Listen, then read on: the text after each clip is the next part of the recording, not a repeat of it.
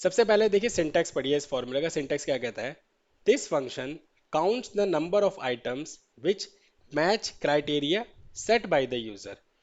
मतलब कि ये फॉर्मूला जो है आपको काउंट्स देगा, नंबर ऑफ काउंट्स देगा, जो भी क्राइटेरिया जो है यूजर सेट करेगा।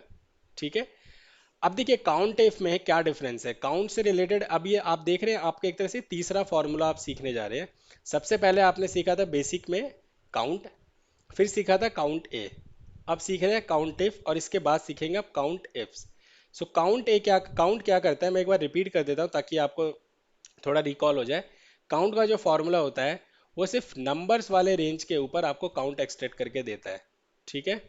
और काउंट ए का जो फॉर्मूला क्या करता है, वो ब्लैंक वाले सेल के अलावा सभी वैल्यूज को काउंट करते हुए आपको काउंट दे देता है, चाहे वो टेक्स्ट हो चाहे वो जीरो हो। ठीक है। अब काउंट इफ क्या करता है, कंडीशन के ऊपर काउंट देता है। कंडीशन कैसे है हम समझते हैं। सबसे पहले आप डाटा को समझिए। डाटा में हमारे पास दो कॉलम है, एक है सेल्स पर्सन या सेल्स एम्प्लॉय और एक इनवॉइस। ठीक है। हमारे पास क्वेश्चन क्या है, तीन क्वेश्चन है, इस पूरे डाटा सेट में से हम तीन क्वेश्चन को सॉल्व करेंगे। पहला क्वेश्चन हमारा ये कहता है कि number of entries for Ajay, मतलब कि अजय ने कितनी बार जो है सेल्स करी है या इनवॉइस किया है। यहाँ पे एक कंडीशन है दैट इज अजय, आप सिर्फ स्पेसिफिकली अजय का ही काउंट देखना चाहते हैं, इसलिए अब आप काउंट इफ का फॉर्मूला अप्लाई करेंगे। इसका जो फॉर्मूला है simple equal count if.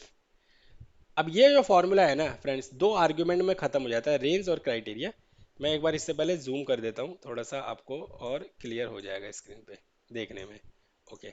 Now formula आप टाइप करेंगे इक्वल काउंट इफ। अभी आपसे पूछ रहा है रेंज और क्राइटेरिया, ये दो आर्ग्यूमेंट में खत्म हो जाएगा रेंज।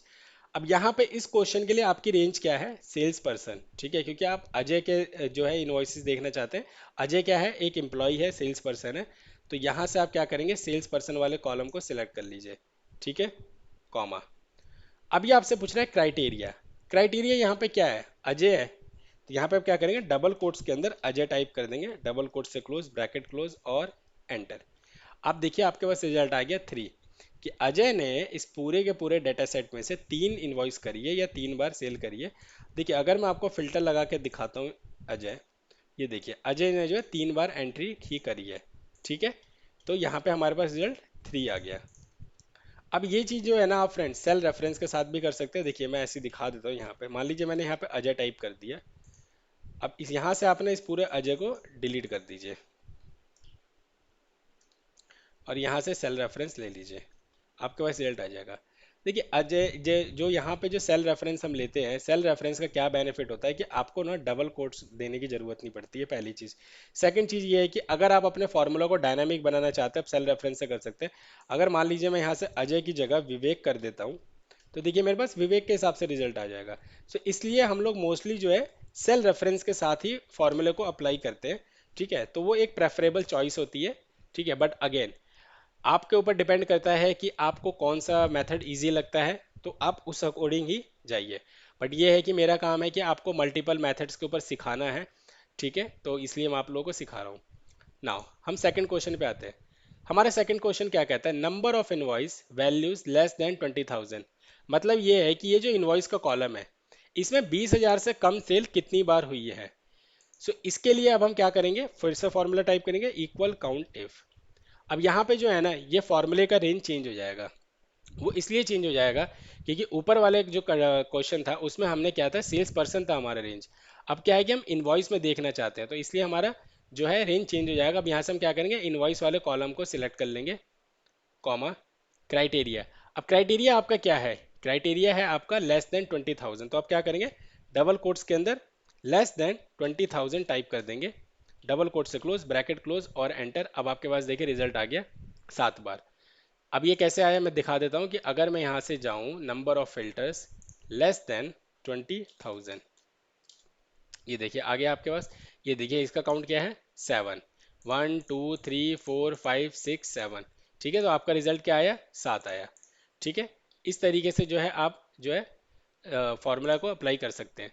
अब अगेन यहाँ पे आप इसको चाहें तो सेल रेफरेंस के साथ भी ले सकते हैं, और अभी जैसे मैनुअली ले लिया, बट आप सेल रेफरेंस के साथ भी ले सकते हैं। अब यहाँ पे ये कंडीशन, अगली क्वेश्चन क्या कहता है, number of invoice value is greater than और इक्वल टू 20,000।